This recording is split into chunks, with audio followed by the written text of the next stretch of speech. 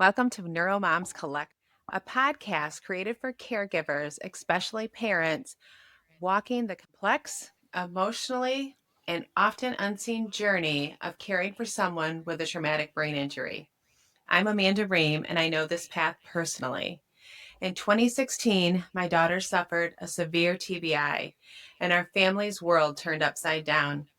Since then, I've learned that recovery isn't a straight line, and caregiving isn't just about medical care.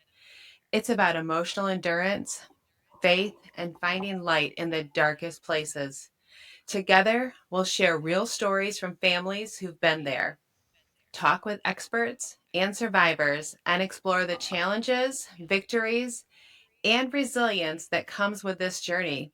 Whether you're in the hospital or years into recovery or just trying to make it through the day, this space is for you. You are not alone. And I'm Erin Palmer. My family was also launched into this world after my son experienced a catastrophic brain bleed while serving in the United States Space Force.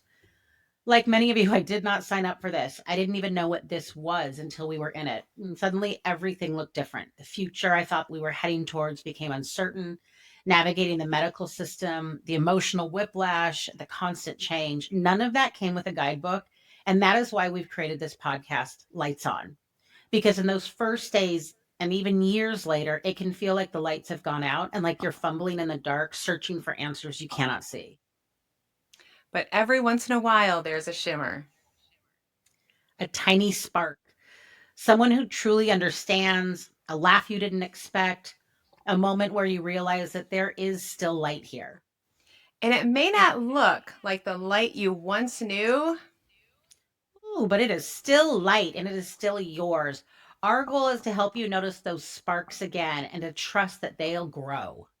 Each week, we'll focus on a theme, maybe navigating grief, celebrating progress, or rebuilding your identity, or even just learning how to reset what feels really impossible. Some episodes will be us sharing honest conversations we wish we had early on in this journey. In some, we will feature guests, survivors, caregivers, and other professionals who are in the work, neurologists, therapists, and advocates. We'll share at least one helpful resource in every episode, something you can use right now to feel a little less overwhelmed, whether that's a tool, a community, a coping strategy, or a new way of thinking about what's ahead. And just as important, we'll talk about the real stuff, not sugarcoating, not toxic positivity. But not despair either. This is a place where you can set down the heaviness for a bit and maybe even laugh because joy still lives here too. We're here to hold space in the darkest days. And to help you see that the light hasn't gone anywhere, it might be dim, it might be really dim right now, but it is still on and there are still shimmers. So, before we get started, let's take a breath together. As always, we're here with open hearts, knowing vulnerability can feel wobbly, but we believe in brutally transparent storytelling because healing doesn't hide. You belong here. And we are so glad that you are with us. Welcome to Lights On. And now that you know who we are and why we're here, We want to begin today by talking about how we met and how NeuroMoms Collective was born. So let's get into it. Amanda, let's tell the good people how we met. Where did we meet? oh my goodness, such a sweet story. We met through Love Your Brain Caregivers Retreat. And we will have the resources listed on our webpage and on our podcast information. So, Love Your Brain Caregivers is an opportunity for individuals to come together. It was a virtual caregiver group. And you, for this group, unknowing what it really is going to be all about, I'm not a person that goes to support groups or has been involved in any kind of support or caregiver group since my daughter's accident. Counseling, yes, I've done one on one counseling, but anything in a group environment, I haven't been involved in. So I took a risk, recommended it. She had experience with Love Your Brain through activities, through she did some yoga there for individual survivors. So I signed up. It has been absolutely life changing for me. So I didn't do group stuff either. I tried a couple times. My son's injury was he was serving in the military, and so there was lots of opportunities for group stuff for me, and I would try, but I didn't have the capacity to hold other people's pain, especially Hmm. early on. I was so full. The grief and the pain and the fatigue in my own life was so intense that I didn't have the capacity, which is outside of who I normally am. Hmm. I think of myself as a very compassionate person and a person who wants to hold space, but I didn't have it. And so it was 3 years after my son's initial, because there were more than one, initial brain injury that I tried Love Your Brain. My son Dallas had gone to one of the camps and I trusted the program. And so even though I was uncomfortable, I was like, you know what? I trust Love Your Brain. This organization knows what they're doing. Hmm. I'm going to try it. Was it immediately comfortable for you when you joined the group? I will tell you, one of my favorite memories is our very first breakout session. And that's when I met Erin. And I am not a person that is going to jump in and be like, hey, let me just share everything I know. But we were Mhm. put in this breakout room, and right away, this bubbly little personality said, hey, I run online classes all the time. I can facilitate this group. And it immediately put me at ease. It gave me something to do. Like, I didn't actually wanna tell my story, and so I was like, "Oh, I can be involved, and I can look like a good sport by managing this conversation," and it was brilliant because I don't know if you remember that first day we ran out of time and I didn't get to Yes. tell my story, and I was like, "Oh, no." I remember thinking, oh my gosh, I just love her. I love her bubbly personality. I loved your affirmations after everybody shared their story, your true, genuine compassion that you had for everybody, because everybody has a different story.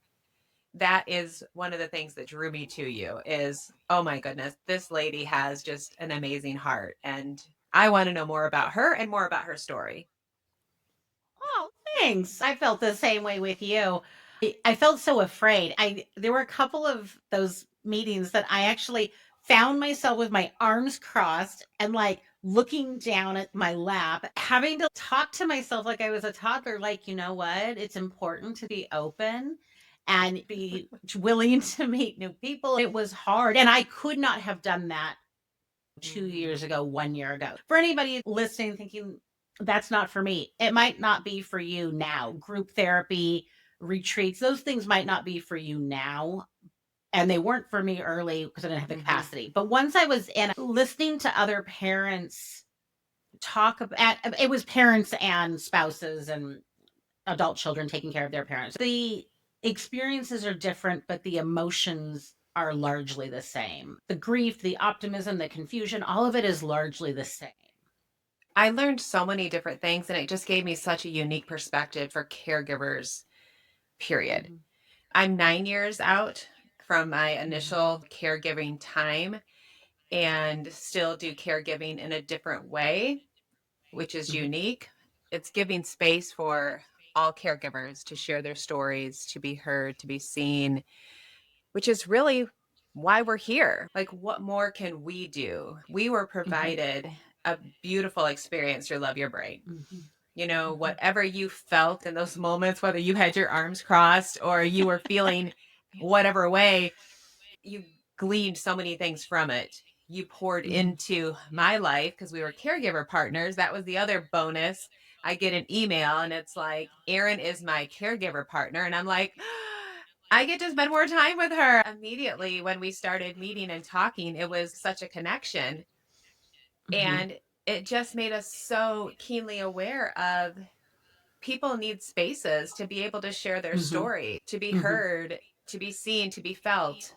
And that is part of the reason why we're here today. We're trying to create this mhm, space for other mhm, people to be able to share and feel comfortable in this mhm. journey. Well, and I think a thing that really brought us together was that we have both been forced to learn so much in the last several years that it seems like a waste and it seems selfish to not share those resources with other people that might benefit from them. Because I didn't know any of these resources existed. When this happened to us, to have all this knowledge, you got to pay it forward. You got to help the next Hmm. people. And I kept saying, I just want to help. I don't want this.